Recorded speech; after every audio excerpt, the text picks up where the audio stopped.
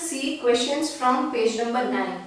First question is convert this temperature in degrees Celsius. So we are learning here two types of scale. That first is Kelvin scale and another is degrees Celsius. Now when we are converting Kelvin into degrees Celsius, then we have to subtract 273 from Kelvin.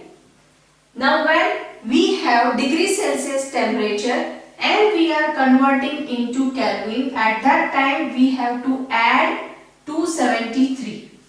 So here we have temperature in Kelvin and we are going to convert it in a degree Celsius. So we have to subtract 273 from 300. So 300 minus 273 and our answer is 27 degree Celsius temperature.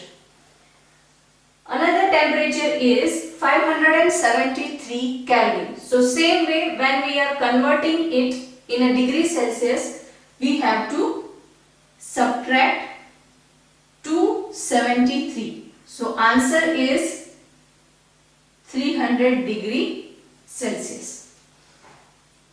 Second question is, what is the physical state of water at 250 degree Celsius? We know that the boiling point of water is 100 degrees Celsius. So definitely at 250 degrees Celsius the water will be in its vapor phase or water will be steam.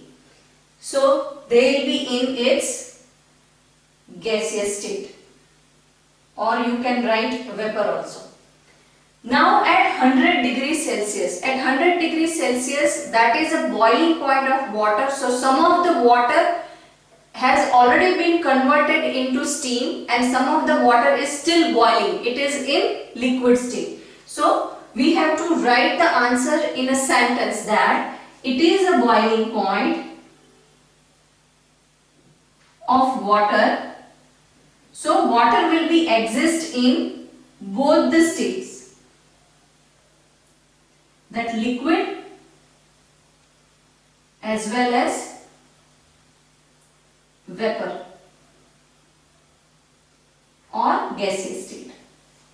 Because it is a boiling point of water, some of the liquid has already been transformed into steam and some water is still bubbling or boiling and it will convert into gaseous state in a later stage. So till now they are in liquid phase. So at this temperature water will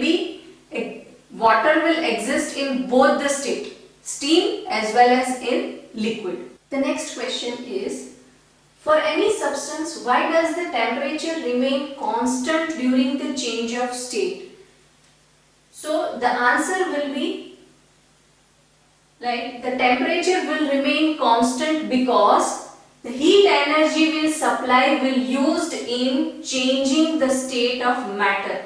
So temperature will remain constant during the change of state. We know that when we are giving heat to ice, at that time at certain temperature, the temperature will remain constant when it is converting into a water. Why? Because whatever heat energy we are giving will used up in changing state of matter. So ice is using that energy to convert itself into water. So the temperature will not rise at particular point of time. Even though we are supplying heat, the temperature will not rise enough because that energy will be used in changing the state of matter. So for any substance, the temperature will remain constant when the change of state is happening. Our fourth question is, suggest a method to liquefy atmospheric gas. So here we have to tell a method by which we can change a state from gas to liquid. Now we can do this by two ways. Either we can reduce a temperature or we can increase a pressure. So by this two way we can liquefy atmospheric gas.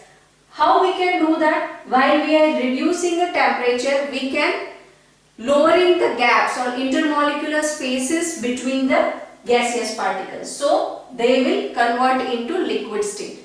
When we are increasing the pressure, at that time we are pressurizing gas. So in a way we are lowering or we are reducing the intermolecular gaps of gaseous molecules. So it will convert into liquid state. So we can frame our answer like this, that to liquefy atmospheric gas we can either reduce the temperature or increase a pressure. By doing so we can reduce intermolecular gaps. Here you can write spaces of gas and make it liquid. So by this two method we can change a gaseous particle into liquid particles.